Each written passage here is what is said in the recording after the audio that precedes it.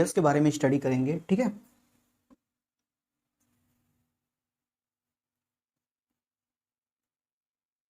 ठीक है, अच्छा बच्चा, यूटेरस का ही दूसरा नाम होता है उम्ब, या इसी को हिस्टेरिया भी बोलते हैं।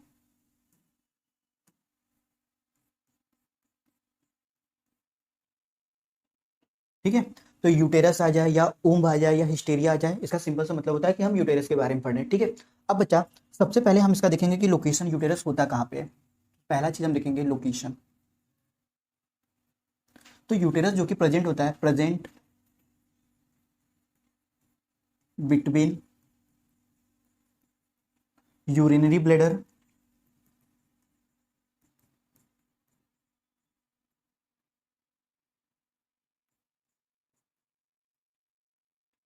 And rectum.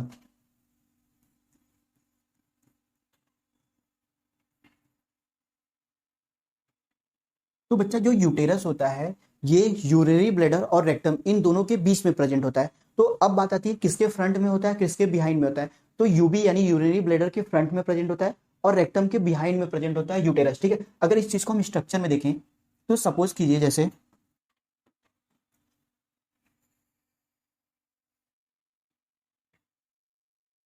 ये यूरिनरी ब्लैडर है,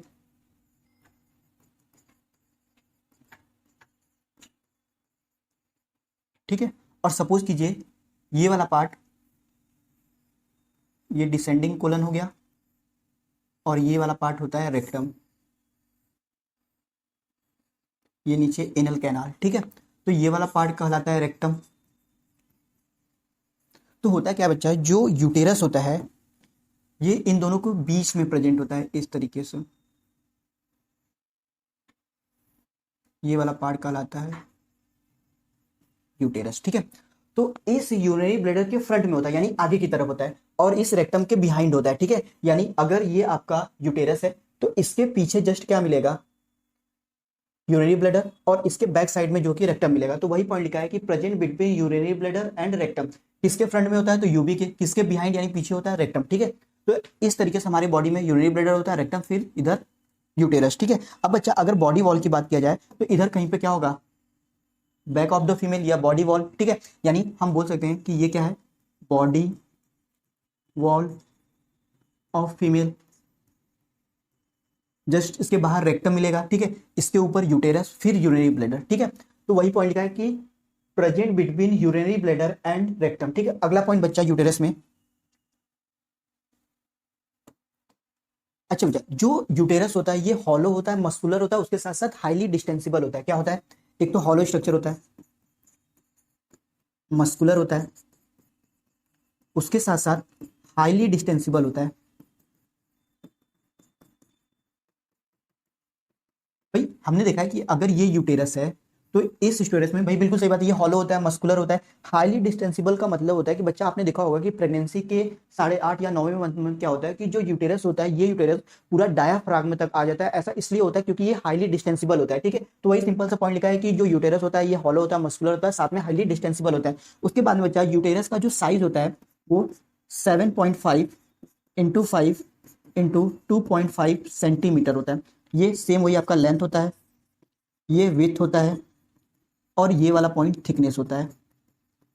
उसके साथ साथ बच्चा अगर कभी भी पूछा जाए शेप ऑफ यूटेरस, तो यूटेरस का जो शेप होता है वो इन्वर्टेड पियर होता है, इन्वर्टेड पियर शेप होता है। ठीक है, उसके बाद बच्चा आपको इसमें दो चीज सबसे इंपॉर्टेंट क्या याद करनी है, आपको क्या याद करना है कि जो वुमेन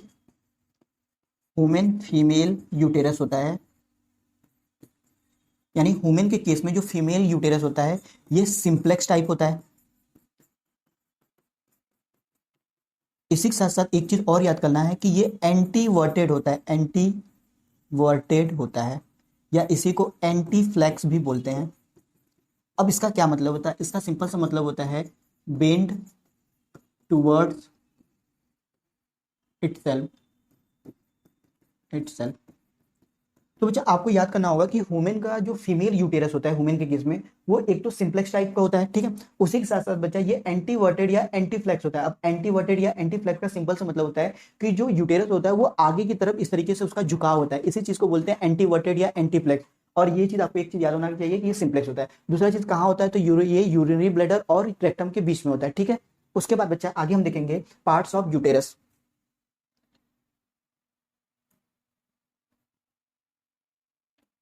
अब बच्चा हम देखेंगे पार्ट्स ऑफ यूटेरस।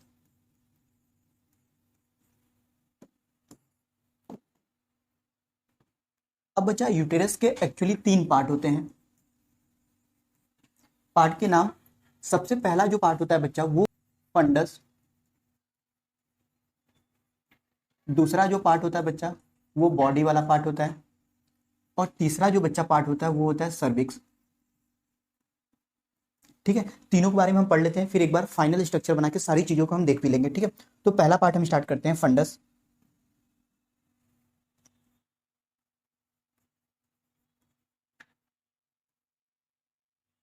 अच्छा बच्चा, ये जो फंडस वाला पार्ट होता है यूटेरस का, ये डोम शेप होता है। तो पहला पॉइंट है कि ये डोम शेप होता है। ठीक है, और ये सबसे ऊपर की तरफ होता है, तो हम इसे अपर मोस्ट पार्ट बोल सकते हैं या केवल अपर पार्ट बोल सकते हैं। कहाँ प्रेजेंट होता है? Present above the opening of fallopian tube, above the opening of fallopian tube। Structure बना के देखते हैं बच्चा इसको।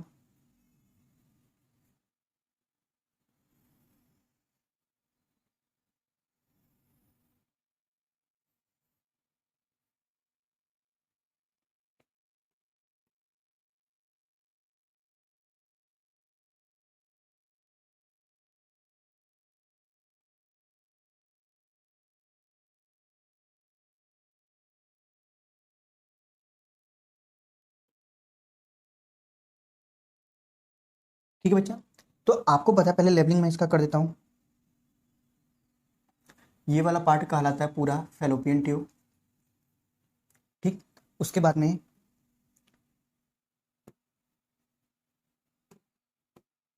अब बच्चा आपको पता है कि इस पूरे पार्ट को हम यूटेरस कहते हैं। ठीक है, अच्छा, इस यूटेरस का ये जो अपर वाला पार्ट होता है, यानी केवल ये वाला पार्ट, ये जो अपर वाला पार्ट होता है, इसी को बच्चा बोलते हैं फंडस। और इस वाले पार्ट को बॉडी, जो कि मेन पार्ट होता है, ठीक है, और इस वाले पार्ट को बच्चा सर्विक्स बोलते हैं। तो ये यूटेरस के 3 पार्ट हो गए। तो जो बच्चा इसका जो फंडस वाला पार्ट होता है, ये डोम शेप का होता है, सबसे ऊपर की तरफ है, तो इसलिए हमने लिखा है कि अपर पार्ट होते हैं। और ये कहाँ प्रेजेंट होता है? तो present above the opening of fallopian tube. देखो, ये फेलोपियन ट्यूब आया, ये फेलोपियन ट्यूब का ओपनिंग कहलाएगा, इसी ओपनिंग के तो जस्ट ऊपर है, तो वही पॉइंट लिखा है, present above the opening of fallopian tube. ये फंडस खत्म। फंडस के बाद बच्चा जो दूसरा पार्ट होता है बॉडी। जो बॉडी वाला पार्ट होता है बच्चा, ये बॉडी वाला पार्ट बीच में है, तो हम इसे मिडिल बोल सकते हैं, मिडिल पार्ट होता है। साथ में ये मेन पार्ट होता है। मेन पार्ट इसलिए बोला जाता है बच्चा, क्यों? क्योंकि फर्टिलाइजेशन के बाद जब जाइगोट बन जाता है, उस जाइगोट में कई सारे डिवीजन होते हैं, तो एक स्टेज आता है ब्लास्टोसिस्ट। इस ब्लास्टोसिस्ट का जो इम्प्लांटेशन होता है वो इसी यूटेरस के बॉडी वाले पार्ट में होता है। ठीक है, यानी यूटेराइन वॉल में। आगे बच्चा जो थर्ड पार्ट होता है इसका, उसे बोलते हैं सर्विक्स।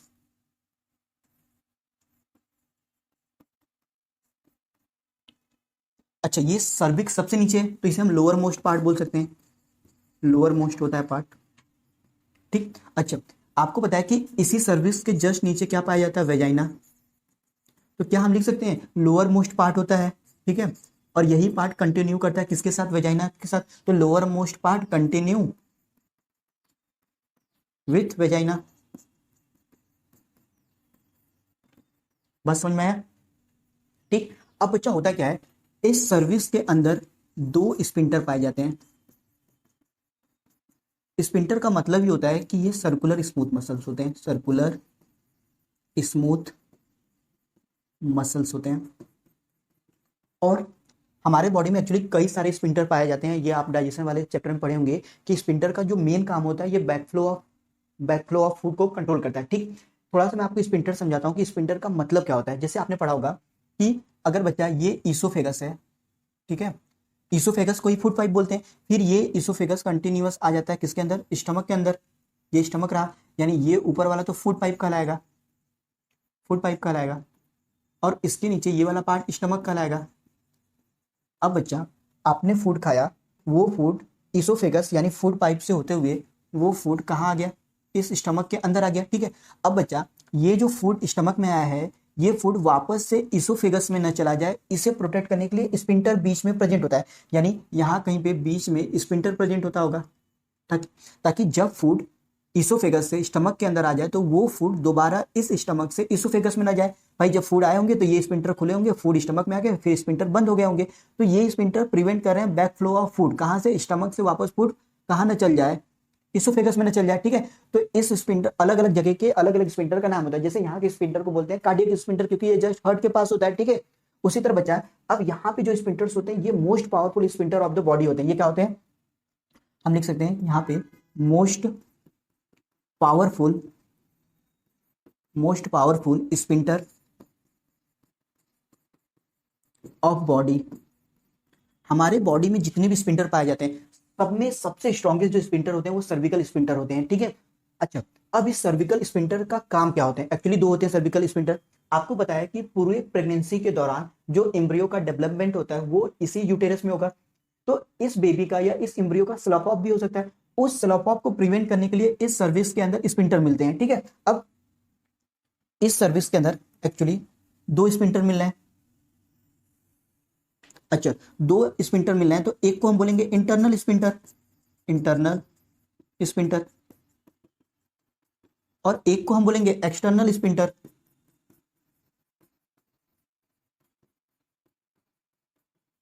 ठीक है, अच्छा बच्चा, इसमें किसे हम इंटरनल बोले, किसे एक्सटर्नल बोले, ये सर्विक्स है, तो यानी एक स्पिंटर यहां प्रेजेंट होगा और एक स्पिंटर यहां प्रेजेंट होगा और नीचे वेजाइना वाला पार्ट होगा। ठीक है, तो जो अंदर की तरफ है यानी इसे हम बोलेंगे इंटरनल स्पिंटर,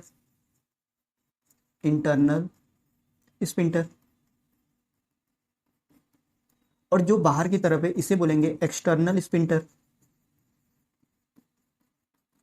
तो आप देख के बताओ कि ये जो इंटरनल स्पिंटर है ये किसके साथ जुड़ा हुआ है, इस यूटेरस से जुड़ा हुआ है, और जो एक्सटर्नल स्पिंटर है वो वेजाइना के साथ जुड़ा हुआ है। तो इंटरनल स्ट्रक्चर में हम लिख सकते हैं कि ये कम्युनिकेट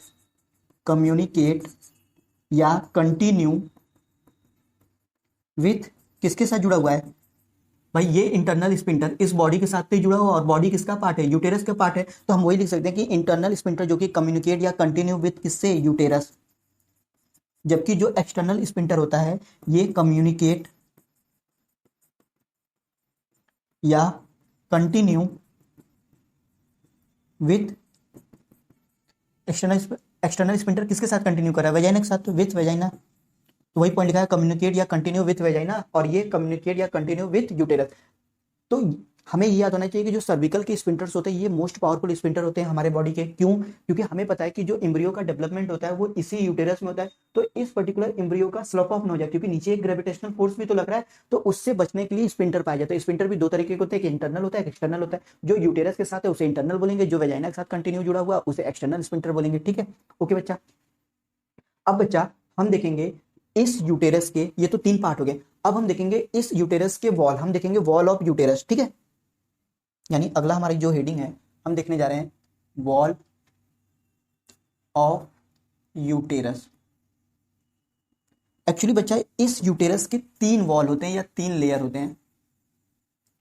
हम हमेशा आउटर टू इनर पढ़ेंगे, आउटर टू इनर।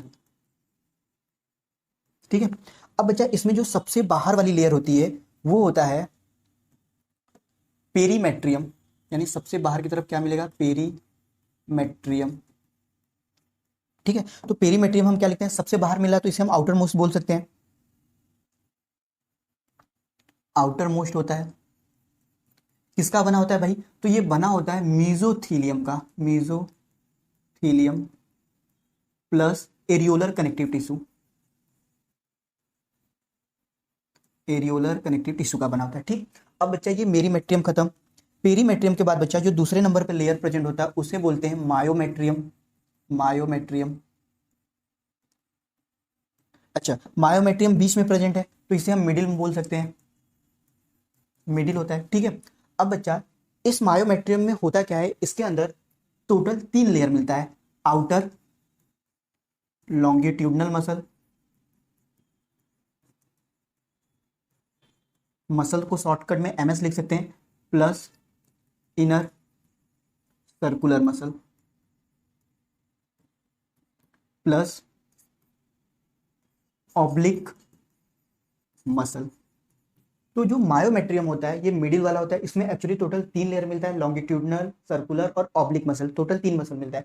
अब बचा सबसे इंपॉर्टेंट पॉइंट, इसी मायोमेट्रियम में कंट्रेक्शन होता है, यानी कंट्रैक्शन, कंट्रैक्शन इन मायोमेट्रियम, कंट्रैक्शन इन मायोमेट्रियम हेल्प करता है, किस चीज में हेल्प करेगा भाई, तो हेल्प इन पार्चुरेशन। और पार्चुरेशन का सिंपल सा मतलब होता है चाइल्ड बर्थ। तो बच्चा जब भी डिलीवरी होता है या चाइल्ड बर्थ होता है तो उस समय क्या होता है कि इसी इंडोमेट्रियम के मायोमेट्रियम वाली जो लेयर होती है इसी में कंट्रैक्शन होता है, जिसकी वजह से पार्चुरेशन होता है, ठीक है। अब बच्चा एक और पॉइंट इसी में, अगर कभी भी नेचुरल कंट्रैक्शन ऑफ मायोमेट्रियम नहीं हो रहा है, अगर if natural contraction of myometrium is not occur, then oxytocin hormone are given। होता है क्या बच्चा कि आपको पता है कि पार्चुरेशन के टाइम पे क्या होता है, मायोमेट्रियम में कंट्रैक्शन होता है। एक्चुअली ये जो मायोमेट्रियम में कंट्रैक्शन हो रहा है पार्चुरेशन के टाइम पे, ये ऑक्सीटोसिन हार्मोन की वजह से होता है। नेचुरली हमारे बॉडी में जो ऑक्सीटोसिन होता है ये पोस्टीरियर लोब ऑफ पिट्यूटरी से रिलीज होता है। किसी भी वजह से अगर डिलीवरी का टाइम हो गया यानी पार्चुरेशन का टाइम हो गया और नेचुरल तरीके से ऑक्सीटोसिन रिलीज नहीं हो रहा है, अगर नेचुरल तरीके से ऑक्सीटोसिन रिलीज नहीं होगा तो इस मायोमेट्रियम में कंट्रैक्शन नहीं होगा, और कंट्रैक्शन नहीं होगा तो पार्चुरेशन नहीं होगा, यानी चाइल्ड बर्थ नहीं होगा, ठीक है। तो करते क्या है कि मार्केट में ऑक्सीटोसिन हार्मोन के इंजेक्शन आते हैं, उस ऑक्सीटोसिन हार्मोन के इंजेक्शन को दिया जाता है ताकि मायोमेट्रियम के अंदर कंट्रैक्शन हो सके और चाइल्ड बर्थ यानी पार्चुरेशन हो सके, ठीक है, ओके। अब बच्चा मायोमेट्रियम के बाद हम लास्ट पढ़ेंगे इंडोमेट्रियम, तो हमारी तीनों लेयर कंप्लीट हो जाएगी। जो तीसरे नंबर पे लेयर होता है उसे बोलते हैं इंडोमेट्रियम।